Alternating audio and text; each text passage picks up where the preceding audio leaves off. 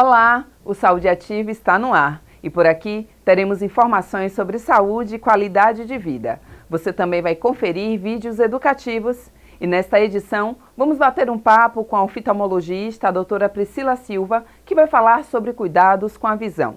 Não saia daí!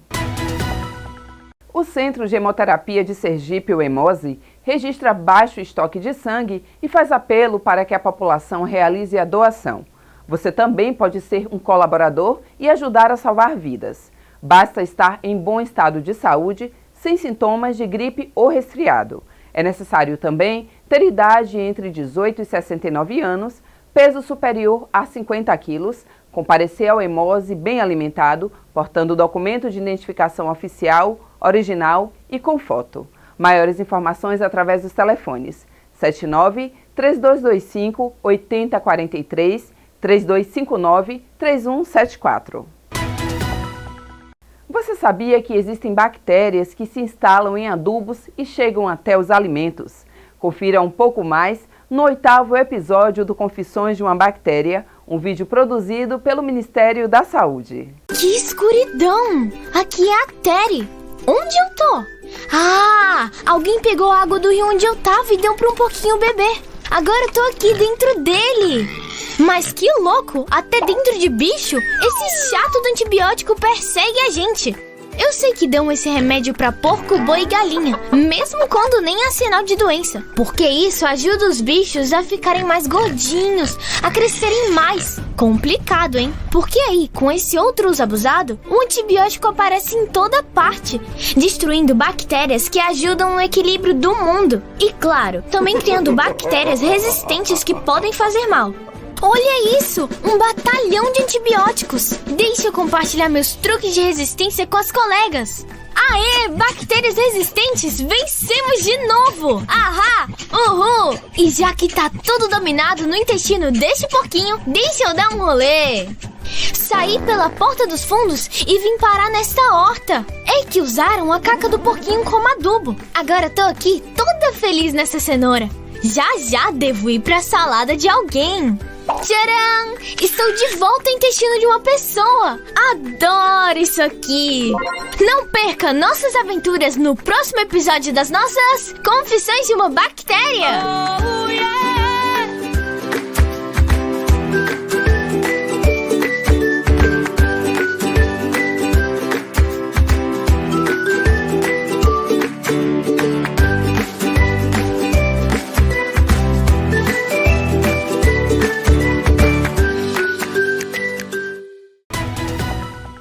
E agora vamos conversar com a nossa entrevistada de hoje, a oftalmologista, a doutora Priscila Silva, que também responderá perguntas da população.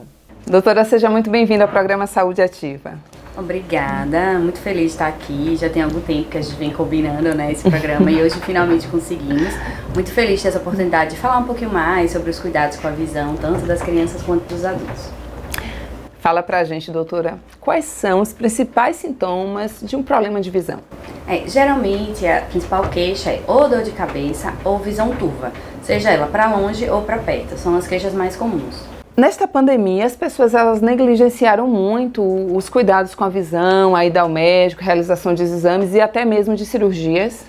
Sim, a maioria dos pacientes que normalmente vem com 1 ano, que já tem o hábito, estão deixando para voltar com 2 anos, agora, geralmente quando as coisas ficam mais calmas, já estão vacinados, se sentem mais seguros, aí eles estão retornando ao consultório, a gente está realmente com uma demanda reprimida muito grande. Vamos falar sobre agora crianças, o teste do olhinho. As pessoas falam muito desse teste. Fala pra gente o que é, doutora, que idade que é realizado, qual é o objetivo desse teste do olhinho?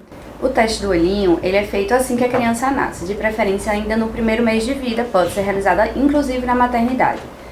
O objetivo da gente quando faz o teste do olhinho é ver se a criança tem alguma coisa que impossibilite ela de desenvolver a visão. Por exemplo, uma catarata congênita, glaucoma congênito e até uma doença mais grave que deixa o reflexo do olhinho branco, que é o retinoblastoma.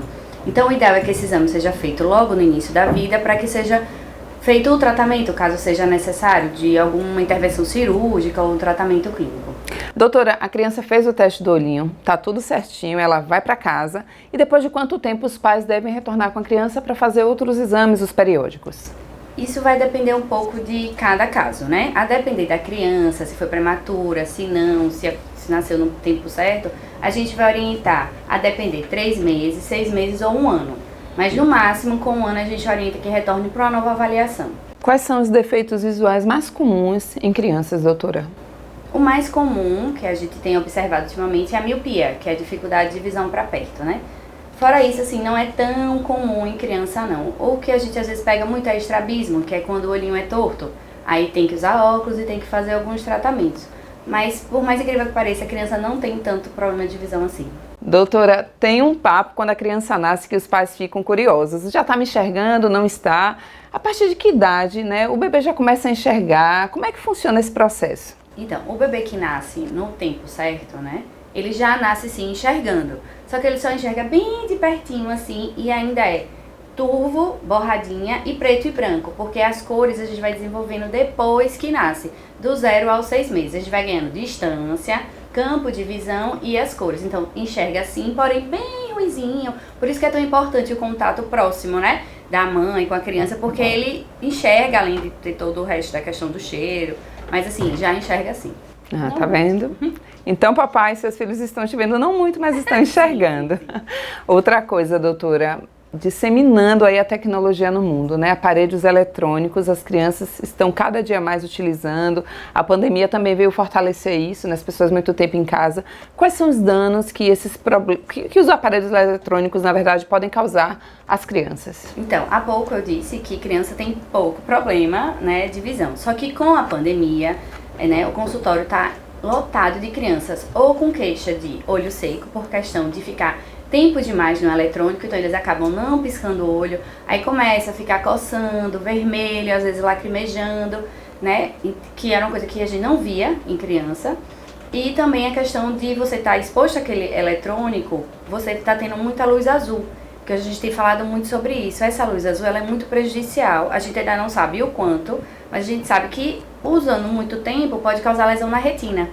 E essa lesão da retina a gente não sabe como vai ser daqui para o futuro a longo prazo nessas crianças que ficaram tempo demais. Além disso, nós temos também a miopia, né? Hoje a gente está percebendo, e já acontece em alguns países, crianças míopes. Por quê? Mesma coisa, tempo demais usando eletrônico, olhando muito para perto, assim, constantemente, porque eles ficam horas e horas se a gente não colocar limite, e isso está fazendo com que as crianças fiquem míopes. E como eles estão em fase de crescimento, e a miopia tem muita relação com o tamanho do olho, quanto mais jovem, né, começa essa miopia, a maior tendência de ser uma miopia alta no futuro, que aí vai trazer outros riscos para a visão. E doutora, me surgiu uma curiosidade em relação até à miopia. A miopia, ela seria hereditária ou as pessoas adquirem com o tempo, com esse uso excessivo, até mesmo os adultos de eletrônicos, leitura, enfim, como é que funciona? Ela pode sim ter cunho hereditário, né, a gente sabe que pais míopes têm uma chance maior de terem filhos míopes, mas não é obrigatório. Você pode ter a miopia pelo uso da sua visão mesmo, sem necessariamente ter tido pais míopes. E em relação ao olho seco, que a senhora acabou de falar também, o olho seco seria a falta de lubrificação, né, nos olhos, e isso a gente poderia, eu tô achando que meu olho tá um pouquinho seco, é recomendado que ela mesmo compre um colírio e coloque. O que ela deve fazer se ela percebe que o olho tá bem ressecadinho, tá ficando vermelho? Então, às vezes o paciente sente ressecado, às vezes não sente ressecado, mas lacrimeja, coça, sensação de areia, fica vermelho. O ideal é procurar o oftalmologista para poder saber qual é o tipo de olho seco. É um olho seco evaporativo, porque a lágrima evapora porque a qualidade está baixa? É um olho seco por baixa produção de lágrima? Está com deficiência de alguma vitamina? Está precisando tomar algum suplemento? Que também são causas de olho seco. Então o ideal é sim procurar o oftalmologista para fazer uma avaliação, descobrir qual é o tipo para poder definir o tratamento. Certo. Fomos às ruas, doutora. A população tem algumas perguntas. Vamos ouvi-las? Doutora, eu tenho esse problema de carne no olho. Isso pode levar à cegueira? Então, a carne no olho, ela pode sim causar cegueira, mas é muito difícil e muito raro. Só se ela crescer tanto a ponto de cobrir a menina do olho, que a gente chama que é a pupila. Se cobrir, pode ser que sim cause uma cegueira, geralmente reversível, porque você pode fazer a cirurgia e tirar. Mas pode causar outros danos, como um astigmatismo secundário. Então, o ideal é que faça o acompanhamento, procure o médico, avalie com o seu oftalmologista se já precisa fazer cirurgia ou não, porque tem casos que não é indicado cirurgia se ainda for muito precoce. Doutora, eu queria saber sobre a diferença entre a lente Transition e essa que tem a lente azul, porque agora eles estão indicando a lente azul. Qual o melhor? Então, a Transition é uma coisa diferente, né, dessa questão da luz azul. A Transition é aquela lente que quando você sai no sol, ela escurece. É para pacientes que têm muita dificuldade na luz, que a gente chama de fotofobia. E é específico para ambientes externos, né? Você vai sair, andar muito no sol e incomoda muito, então ela escurece imitando um óculos escuro. Já a lente que filtra a luz azul, ela é mais indicada para uso de aparelhos eletrônicos, porque como esses aparelhos emitem a luz azul, essa luz azul, ela, além de poder causar lesão na retina, ela é uma lesão que a gente faz muito esforço para focar essa luz. Então, para focar, a gente fica fazendo esforço, aí pode dar dor de cabeça, às vezes contrai um pouquinho a testa. Então, filtrando essa luz, você vai ficar mais confortável. Assim, a maioria dos pacientes que usa muito computador, que a gente sabe que hoje é uma realidade, ou você tá no computador, tá no celular, eles referem muito conforto com esse filtro de luz azul. Além de também ajudar na questão do sono, porque a luz azul, ela imita a luz do sol. Então, se você tá lá no seu celular, exposto à noite, então isso afeta a produção da melatonina, que é o hormônio que estimula o sono. Então, se você usa o óculos, você vai estar protegendo, filtrando e evitando que atrapalhe o seu sono. Porque às vezes a pessoa até dorme, mas não consegue ter uma qualidade tão boa de sono. Então, a luz azul ajuda bastante, né? A gente realmente tem usado muito, mas o objetivo de cada um é diferente. Inclusive, você pode ter na mesma lente a Transition e o filtro de luz azul. Novidade isso, doutora. Não sabia. Doutora, as crianças estão crescendo. Claro que se os pais verificarem que tá vermelho, a criança está reclamando de alguma coisa, eles vão levar ao médico. Mas assim, o ideal é anualmente, a cada ano, 2, 3, 4, 5 anos de idade, os pais levarem os filhos ao oftalmologista, mesmo que não haja queixa, 6 meses. Qual seria esse período? Depois que a gente faz aquela primeira consulta, né, do teste do olhinho, que vai definir o tempo da próxima, vai, geralmente sugiro, com 1 ano no máximo, para quem não tem nada, né, a gente vai avaliar. Se a criança realmente não tiver nada, nenhuma queixa, a cada 2 ou 3 anos de cada caso, cada criança. É muito importante na idade escolar, porque aos 5 anos, se tiver algum problema de visão, vai afetar, ele vai ter dificuldade na escola, então é muito importante. Caso não tenha ido, pelo menos aos 5 anos ir. E a depender, realmente, se não tiver nada, nenhum histórico familiar, geralmente a gente libera 2 anos. Já pessoas mais velhas, o ideal, ou pacientes que usam óculos, ou que já têm alguma queixa de olho seco, ou de alguma alergia, que muitas crianças às vezes não têm olho seco, mas têm alergia, aí esse sim, 6 meses a 1 ano, a depender do controle, de como tiver a doença, né? Então, assim, sempre vai ser determinada na consulta quando é que deve voltar de novo. Entendi. E doutora, se o médico, né, verifica que há um erro de refração, um problema, na verdade, né? Enquanto ainda é um bebê, a criança é um bebê, o que é que geralmente é feito? Hoje em dia, a gente tem 2 opções. Você pode usar lente de contato. É bem difícil, né? Não é todo lugar que consegue, mas eu tinha uma preceptora que adaptava a lente de contato em bebês. Mas é mais para casos em que a criança tinha uma catarata, precisou de cirurgia, então tinha um grau muito alto e precisa usar. Mas a gente tem óculos apropriados, que são menores, com borracha, que prende na cabeça, e aí usa, sabe? Se precisar, né? Mas é uma coisa bem incomum mesmo de acontecer. Olha só, um outro problema que aí vai mais para os adultos, inclusive, que é o óculos solar. Sim. Eu sei que ele pode ser muito útil, mas também pode se tornar um grande vilão caso as pessoas utilizem ele, né, comprar óculos que não são os originais. O que é que pode causar? Quais são os danos, né? O que é que acontece com essa lente que não é uma lente apropriada? As pessoas utilizam, o que pode acontecer, doutora?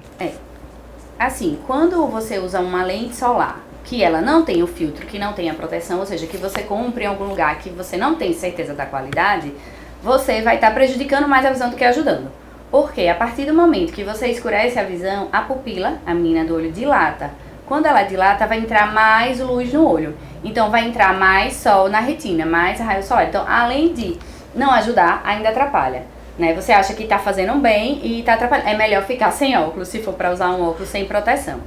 O sol também ele pode causar outros danos, como câncer de pele na região de pálpebra, pode causar câncer nessa partezinha branca do olho, né, na parte da conjuntiva, pode causar doenças como a degeneração macular relacionada à idade. Então, se você usa óculos, escura a vida toda, mas nunca teve proteção, então você atrapalhou mais a sua retina, né, teve mais risco de desenvolver a doença do que se você não tivesse usado nada. Alguma forma de a gente descobrir se um óculos solar ele é falsificado, não?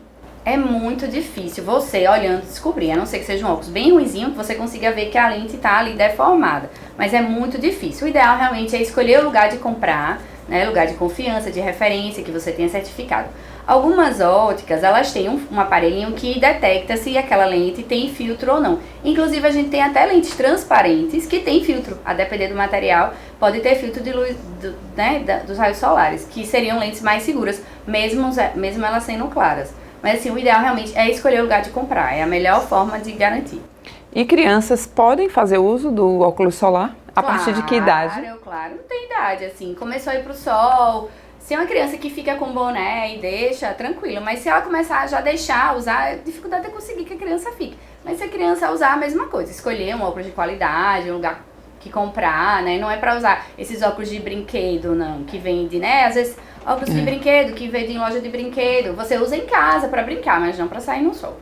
Doutora, já ouvi reclamações de mães que dizem que o filho, enquanto criança ainda, tem algum problema no canal lacrimal, né? A gente tem um pontinho aqui e aí falam que uma mãe mesmo relatou que teve esse problema, a filha teve o problema, talvez houvesse necessidade de cirurgia e do nada ela ficou boa. O que seria esse canal lacrimal? Porque ele entope e realmente é cirúrgico, não é? Sim. Então, quando a gente nasce, né, a lágrima da gente, a gente começa a produzir com alguns dias de vida, ela vai pro ponto lacrimal, que vai pro canal lacrimal dentro do nariz da gente, certo?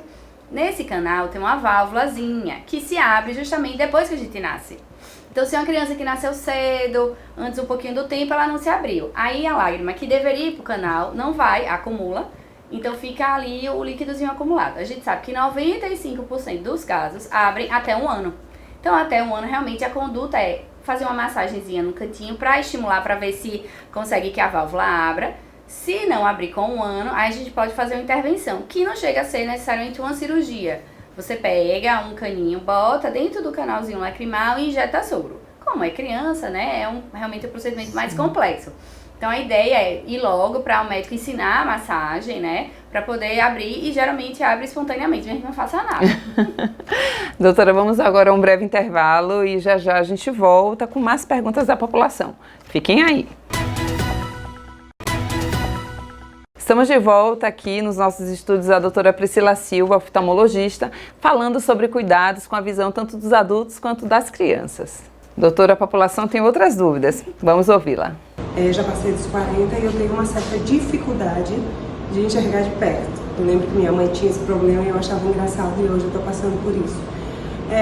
Eu fiz o exame, estou com óculos, mas assim, não uso ele o tempo inteiro. Uso mais na frente do computador, então minha dúvida é essa.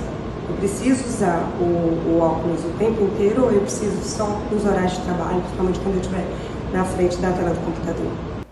Então, essa questão depois dos 40 é muito comum na população. Praticamente todo mundo vai ter isso. A gente chama de presbiopia, que é a perda de visão para perto, geralmente em torno dos 40. Pode acontecer um pouquinho antes, né, 38, 37, ou um pouquinho depois. Mas o mais comum é nessa faixa etária, né? Realmente, quando a gente afasta, ganha um pouco, né, de visão, ajuda, mas vai chegar uma hora que o braço vai ficar curto. Tanto é que alguns conhecem como a doença do braço curto. Com relação à necessidade, não precisa usar o dia todo se você não sentir falta. Eu só sinto falta se eu for olhar uma bula, ou se eu for olhar, botar uma agulha, ou se eu for ler algum ingrediente, algum rótulo, alguma coisa assim, então você usa nessa hora. Já se que você é uma pessoa que usa o dia todo o computador, tá o tempo todo, como às vezes uma enfermeira, que tem que ler aquelas ampolinhas miudinhas, ela precisa usar o dia todo, porque senão vai ter que ficar botando, tirando, e isso é ruim. Por quê? Porque estraga mais fácil o óculos, tem chance de perder, quebrar e cair. Então, vai depender da sua necessidade. Se você realmente sente necessidade, aí sempre surge aquela dúvida. Mas, doutora, se eu não usar direto, vai aumentar? E se eu usar direto, não aumenta? Não, né? Não para nenhuma das duas. Vai aumentar porque você está envelhecendo. Então, naturalmente, com o envelhecimento, o grau vai aumentando, a dificuldade e a necessidade. Tanto é que muitos pacientes questionam assim, doutora, agora que eu comecei a usar direto, eu não consigo mais ficar sem. Porque o olho vai ficando mais dependente, porque o grau vai ficando maior, e aí coisas que você conseguia antes, já não consegue mais. Tá vendo? A idade vai chegando, os problemas também, né, doutora? Mas a gente precisa se cuidar, evita muita coisa. Sim. Temos mais uma pergunta, vamos lá.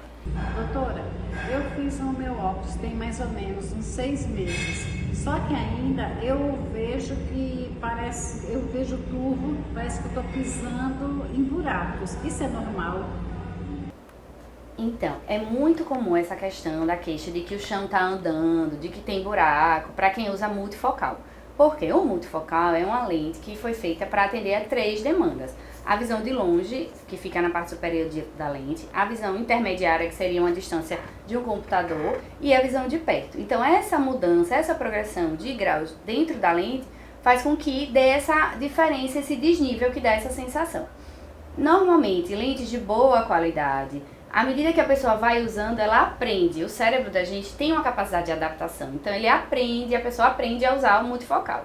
Agora, pode ser também erro de medição, porque quando a gente faz o multifocal, tem que medir para poder ficar no centro óptico, a distância de perto. Isso é muito importante, faz muita diferença na adaptação. Então, se você fez num lugar que não sabia marcar bem, pode dar problema. Esse é o tipo de coisa que tem que voltar no médico, vai no oftalmologista, ele vai avaliar, vai ver seu óculos, ver se foi bem confeccionado, vai ver a qualidade da lente, porque a gente sabe que tem lentes melhores, que o paciente se adapta mais fácil, que ajuda muito nesse processo. Mas assim, 6 meses para não se adaptar não é normal. A média que a gente estabelece é 1 mês, assim, até estourando 90 dias, que é até o prazo que a própria empresa dá para trocar se precisar. Né? Então, assim, 6 meses realmente não é normal. O ideal é procurar seu oftalmologista e verificar a qualidade da sua lente. A senhora citou anteriormente uma pergunta, mas vamos só aprofundar um pouco mais sobre o estrabismo. Sim. Muitas crianças nascem com este problema, né? E diz a lenda que com o tempo ela vai ficar boa. É real? O que seria o estrabismo? Tem cura? A criança ficar boa realmente é pro resto da vida? Fala um pouquinho pra gente. Então, o estrabismo, a criança pode já nascer com ela ou desenvolver depois, a depender do tipo de erro de refração, que seria grau do óculos, que ela tenha. Existem sim alguns casos em que vai voltar pro lugar e existem casos que não, né? Tem que realmente o oftalmologista avaliar. E o que é o desvio, né? O olhinho, em vez de estar olhando os dois paralelos para o mesmo lugar, um olha para frente reto e o outro olha para dentro, para fora, pode ser para cima e para baixo também, inclusive. Né? E assim, é muito importante o cuidado, porque esse olhinho desviado, ele vai ser anulado pelo cérebro. Então, se a família não cuidar até os 7 anos, 7, 8 anos, que é quando a visão se desenvolve, nunca mais esse olhinho vai enxergar igual o outro. Né? Tratamento, a gente tem algumas opções. Pode ser tampão, em que você vai tampar o olho bom para estimular o outro, ele vem pro lugar. Às vezes, baixa um óculos, porque você consegue com o óculos, corrigindo um erro refracional, colocar o olhinho no lugar, e isso vai garantir que os dois olhem para o mesmo lugar e que o cérebro estimule os dois. E, em último caso, às vezes a gente precisa de cirurgia mesmo para corrigir e botar o olhinho no lugar. Mas assim, é importantíssimo o quanto antes procurar um médico, porque isso vai definir o futuro da visão desse olho, que é desviado, né? Então, se não procurar, pode causar um dano a longo prazo irreversível. Doutora, que nos assiste, os pais aí de plantão, com certeza, loucos pelos filhos, sim, querem sempre o melhor. E com certeza devem estar imaginando, será que é algo que eu possa fazer, que possa ajudar nesse desenvolvimento pleno, né, da saúde ocular do meu filho? É algo, ou não há o que ser feito, realmente é o tempo e os cuidados diários, mas há alguma coisa que os pais podem fazer? Pode, tem muita coisa que os pais podem fazer. Por exemplo, desenvolver hábitos saudáveis, né? A criança, né, a gente orienta até 1 ano 0 exposição a aparelhos eletrônicos. Então, não é para assistir TV, não é para mexer no celular. Isso é importantíssimo, porque eu tenho visto muitos pais que deixam as crianças nessa idade. E de 1 ano até 5, no máximo 1 hora por dia. E aí, a questão da pandemia, ficaram, infelizmente, em casa, trancados. O que ia fazer? Pro eletrônico. Então, os pais têm papel fundamental nesse cuidado, né, de levar para o oftalmologista periodicamente, e hábitos saudáveis, né? Uma alimentação saudável, evitar industrializados, né? Levar a criança para tomar sol, porque o sol é muito importante para a visão também. Então, todos os cuidados de rotina, de alimentação, hidratação, né? A criança precisa estar bem hidratada. E essa questão do cuidado da exposição, né? E a visita ao oftalmologista. Então, sim, os pais podem ajudar muito. Ouvimos aí as dicas para as crianças, né? E para encerrar esse nosso bate-papo, que para mim está extraordinário, mas e para os adultos? Quais seriam as dicas que a senhora poderia dar para os adultos terem olhos saudáveis? A primeira dica é visite sempre seu oftalmologista, principalmente se você tiver algum histórico familiar ou se você sentir qualquer coisa no olho, das que a gente já conversou, arder, coçar, lacrimejar, ficar vermelho, dor de cabeça, né? Sempre procurar o oftalmologista. E ter vida saudável. Vida saudável, olho saudável, né? sempre praticar atividade física, uma alimentação, né, mais natural possível, dando preferência às coisas, né, da natureza, evitar industrializados, que eles têm muitos ingredientes químicos que, né, que podem causar oxidação e aí causar lesão na retina e distúrbios da visão. Beber bastante água, né, porque a gente precisa estar hidratado para poder lubrificar o olho, e o olho ressecado pode sim, a longo prazo, causar danos permanentes de visão também. Né? É importante a prática de atividade física, porque a gente sabe que a prática de atividade física controla coisas como diabetes, pressão alta, colesterol, que podem interferir na visão. Então, assim, a gente tem que ter um hábito de vida saudável, uma vida de modo geral saudável. Com relação ao olho especificamente, eu diria, se você usar muito eletrônico e tiver, né, e puder, use o filtro de luz azul. E lembre sempre de piscar seus olhos, tá? Porque quando a gente fica no eletrônico, até às vezes lendo um livro, que a gente se concentra muito, a gente esquece. Aí não pisca, a lágrima evapora, o olho resseca e aí gera todo um processo inflamatório. Com relação a piscar, quantas vezes piscar o olho, né? O ideal são piscar 15 vezes em 1 minuto. Isso vai dar uma vez a cada 4 segundos, mais ou menos. E a gente vê que às vezes fica 1 minuto sem piscar e aí resseca, né? Então, preventivamente. E outra coisa que a gente não tem o hábito, mas que a gente precisa adotar desde criança, lavar os cílios. Porque se a gente fizer a higiene dos cílios, a gente vai evitar que ele fique com acumule gordura e obstrua, e isso cause coceira, piore o olho seco, né? Então, é muito simples. Bota o shampoo de bebê infantil, faz espuma, fecha os olhinhos, esfrega os cílios e enxágua. Do mesmo jeito que a gente escova dente para evitar cárie, a gente precisa lavar os olhos, né? Para manter eles sempre saudáveis. Engraçado, doutora, que as pessoas, acho que a maioria não tem esse cuidado. Geralmente a gente lava o rosto de uma única vez e não tem esse toque, né, nos cílios, principalmente vocês, mulheres que nos assistem, que utilizam também o cílio postiço, né? Sim. Então o cuidado ele tem que ser até redobrado. Isso, a gente tem que ter sempre cuidado da questão da maquiagem, né, de remover o excesso o máximo possível, não deixar de um dia para o outro. Existe uma polêmica muito grande, que a gente sabe que quer usar maquiagem, que é a prova d'água, que não sai, mas para o olho é ruim, infelizmente. Principalmente esse lápis que a gente passa bem em cima, né? A gente orienta a passar por fora, para não passar na parte úmida, que é onde ficam as glândulas, porque acaba obstruindo. Então tem que ter muito cuidado com essa questão da maquiagem. Não é que não pode usar, mas sempre tirar. E com relação a não lavar, é porque a gente não aprende, né? E aí então é um hábito assim, às vezes o paciente vai, tá com problema, e eu oriento, falo, depois, toda vez que tomar banho, pelo menos lava o olhinho. Aí volta um ano depois, às vezes até com a mesma queixa, e aí tá lavando o olho. Ah, doutora, eu esqueço. Aí eu digo, deixa lá no chuveiro, já facilita. Verdade. Doutora, muito obrigada pela sua participação aqui no nosso programa. Ah, eu que agradeço, um prazer imenso estar aqui, conversar. É um assunto, né, do dia a dia, que a gente gosta de cuidar do paciente, né? Assim, de estar ali com ele e saber que de alguma maneira posso ajudar, que ele enxergue melhor, ou se sinta melhor com a visão, ou que previna uma possível doença, né? Que detecte precoce. Isso é por isso que a gente trabalha, né? Para poder ajudar o paciente. Doutora, muito obrigada por ter participado aqui do programa Saúde Ativa. Eu que agradeço, é um imenso prazer estar aqui, falar sobre oftalmologia, cuidado com os olhos, como manter os olhos saudáveis, como prevenir doenças, né? Para mim é um prazer muito grande saber que de alguma maneira eu estou chegando e ajudando a população. Isso mesmo, doutora. Em breve o Saúde Ativa estará de volta com mais informações sobre saúde e qualidade de vida. Eu espero você. Até lá!